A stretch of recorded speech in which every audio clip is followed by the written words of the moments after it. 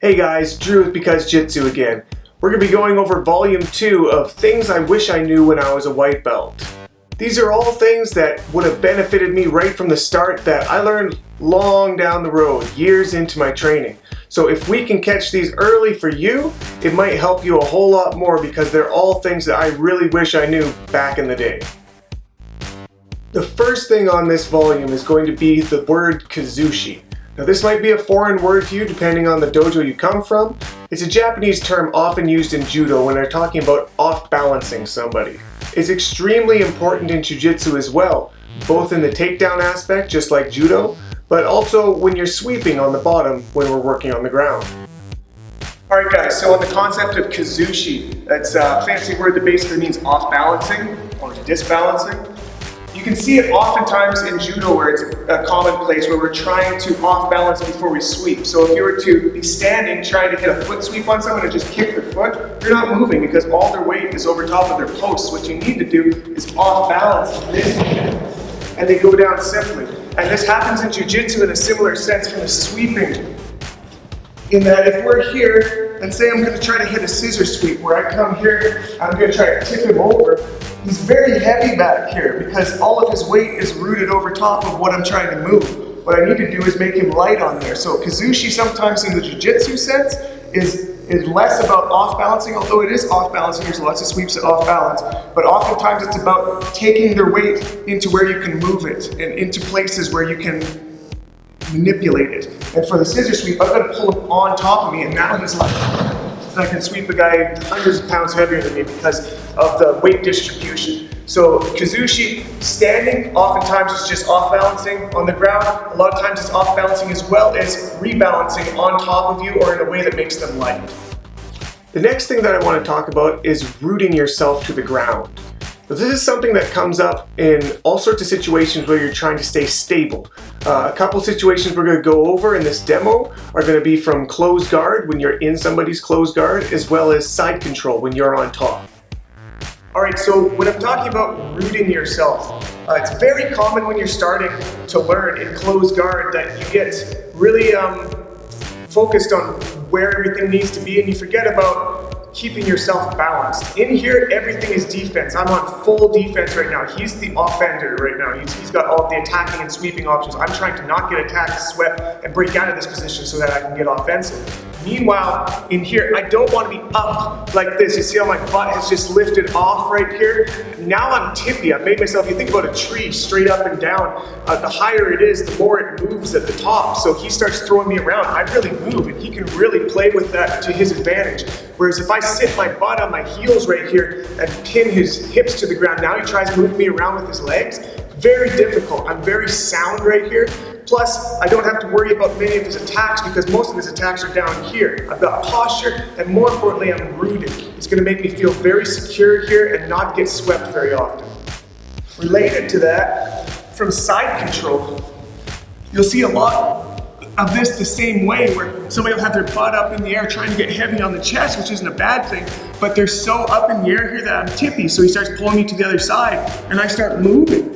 This isn't good for somebody in side control. So what I want to do is have like 70 to 80% of my weight on that side. And an easy way to do that is spreading my base out and dropping my butt down. So now I'm rooted to the ground again through my hips. If he tries moving me to the other side, it's like trying to move a boulder. He's never going to do it because of the leverage. So anytime you can root yourself low when you're trying to stay firm, this is how you do it, hips to the ground. Another thing I really wish I knew when I was a white belt is posture. Both making it and taking it is such an important concept, and you realize it the more you go along. But if you can figure that out early, it can really streamline how you work in certain positions.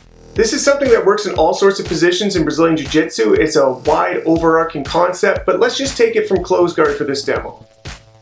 Alright, so about making and taking posture. This is going to be related to rooting yourself. You'll notice that Alvin right now is in a good position we were just talking about, rooting. That gives him good posture, which is super important in closed guard because like we were saying, he's on the defense right now. And almost all of my good options are down here from closed guard. I need to break his posture, start manipulating and attacking or sweeping.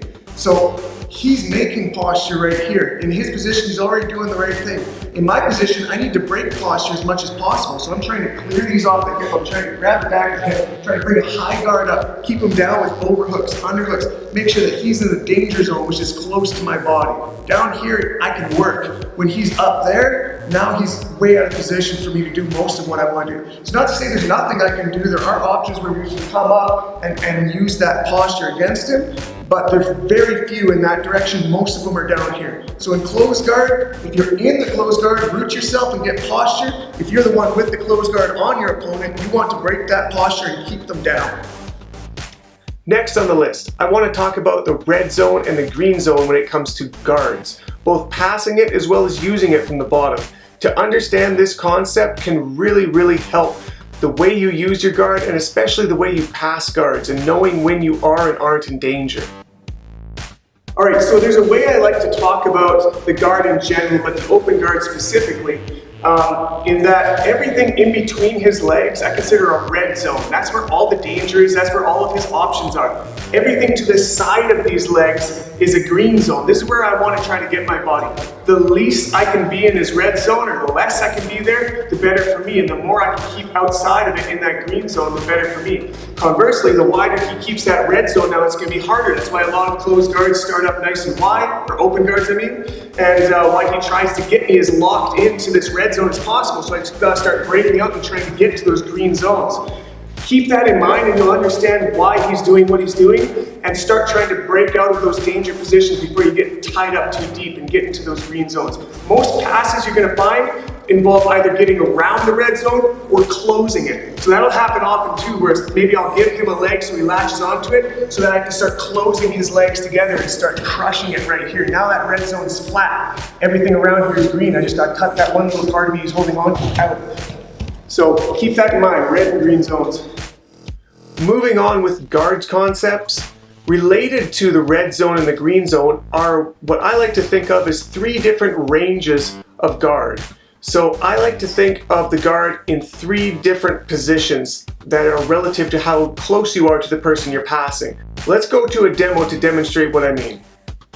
Alright, so the way that I like to think about passing in a broad sense are 3 different ranges of passing. So back here where there's no grips initiated, everything from here would be considered a long pass or a long range pass. So there'll be things like these Toriandos where we're pulling way away, or X passes, trying to get completely around the guard without him ever having any sort of activation of whatever guard he's trying to use. The next would be mid-range passing, where he's got his guard and we're going to start breaking it and passing it while he's got control over us. This is going to involve a lot of knee cuts. It's going to be a lot of punch passes, long steps, where we're going to, like we were saying on the last point, trying to close that red zone or get ourselves out of it using mid-level pressure. This isn't necessarily pressure sensitive. It's not necessary for some passes. A lot of them will just be like fast passing like this, but there are pressure ones where we are going to put pressure down, try to close like that. But that leads us into our last range that I have to talk about, which is smash passing or close range passing. All of these ones are right in tight on the guard. So we've got over-unders, double-unders, all of those typical B-style smash passes where we're trying to compress him into a little ball and then with maximum pressure pass so that his guard is not able to do any effective movements, stuff like that.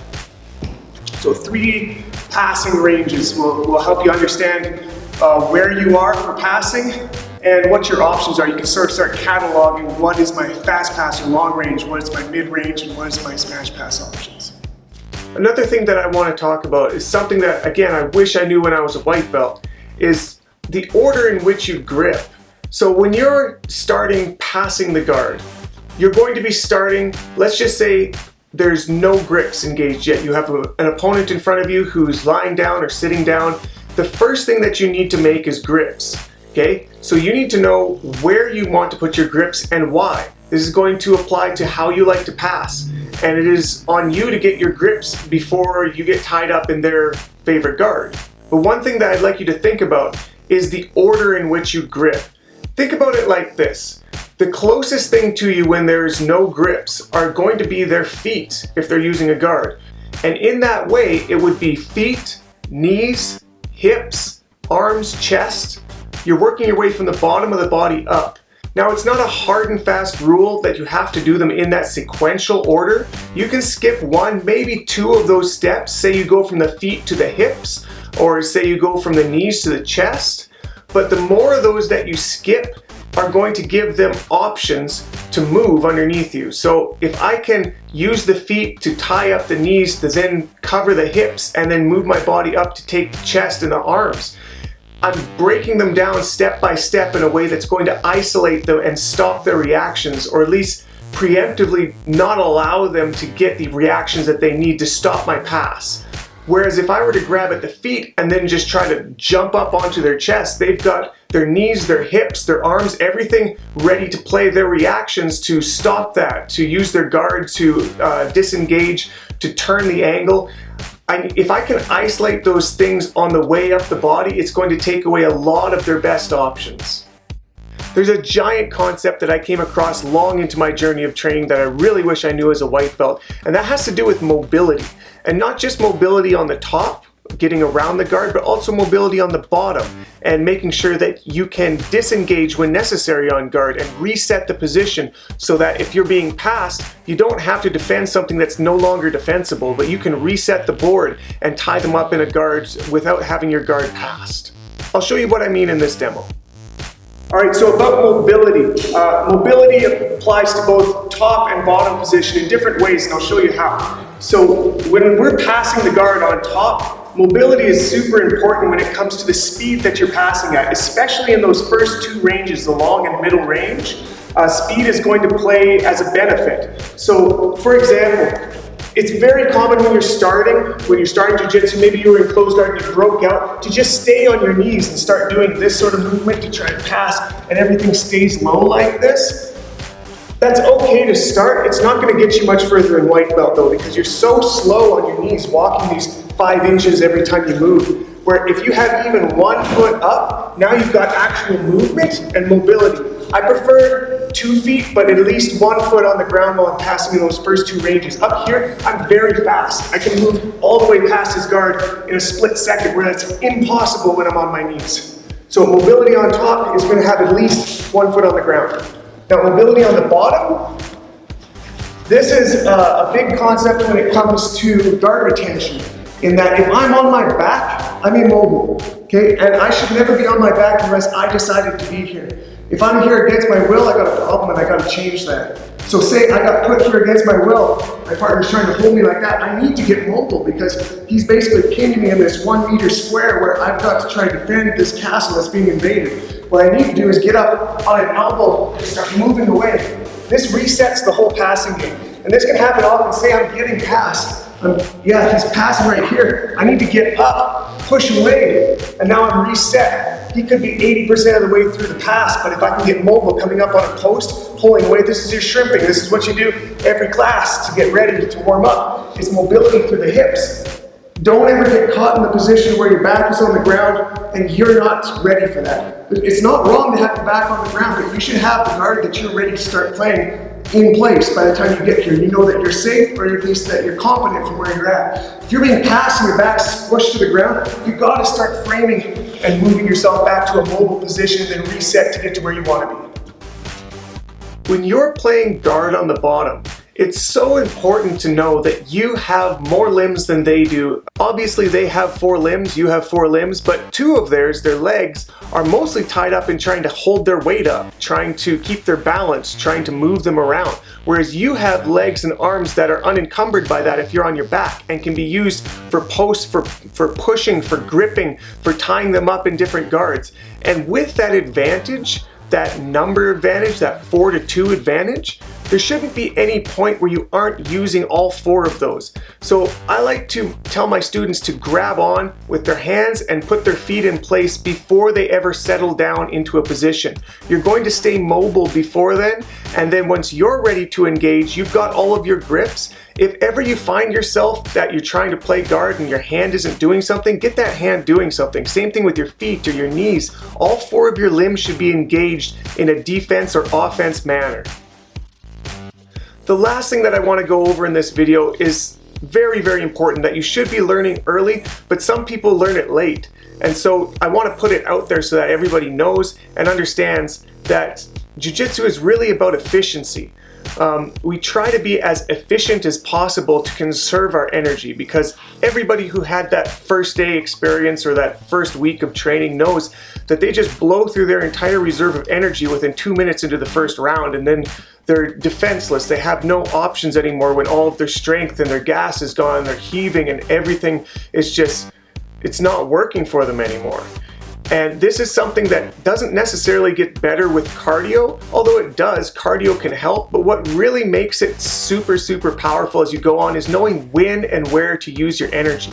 So that has everything to do with conserving your energy when you don't need to use it. Those will play into frames and keeping yourself safe, or keeping weight on them on top. And those are concepts we'll go over more in the future. But the idea that if you are burning your energy 100% of the time, it's not going to last the whole round. I don't care who you are. If you're just gripping and holding and pushing and pulling as hard as you can, if it has no purpose to it, it's a waste of your energy. The more you figure out how to use your jiu-jitsu technique-wise, the more you'll figure out when are those few times when you really do need to give it some energy.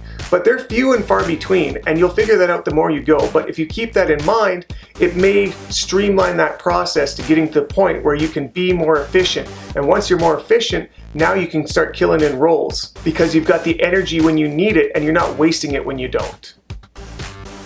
Well, thanks for watching, guys, for this volume 2 of things I wish I knew as a white belt. If you've got any suggestions, feel free to drop them in the comment section. As always, I'll be happy to respond or take suggestions for future videos. Make sure to subscribe, and we'll see you then.